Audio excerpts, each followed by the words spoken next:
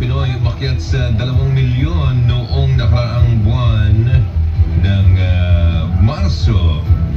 Taong kasalukuyan 2024, bagyang tumaas ang bilang ng mga Pilipino na walang trabaho sa bansa nitong Marso.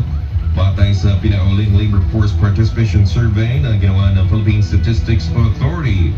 Ayon sa PSA, naitala sa 3.9% ang unemployment rate o katumbas ng 2 milyong Pilipino na walang trabaho noong naagdaang Marso.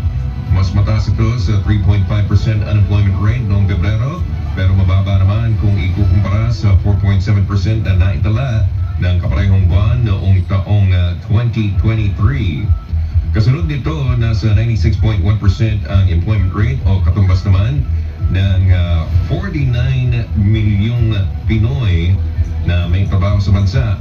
Samantala, mula sa 12.4% ay bumaba sa 11% ang underemployment rate o bilang ng mga manggagawang hindi napapasweldo ng sapat at nasa tabang hindi angkop sa kanilang kakayahan.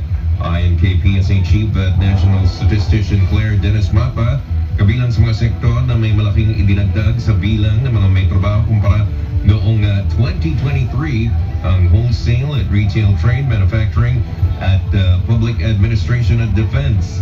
Habang sa mga sektor na bumaba ang bilang ng mga may trabaho o negosyo kung ikukumpara ang Marso 2024 sa Marso noong nakaraang taong 2023 ay agriculture at forestry, fishing at aquaculture at pati ang accommodation at food service sector.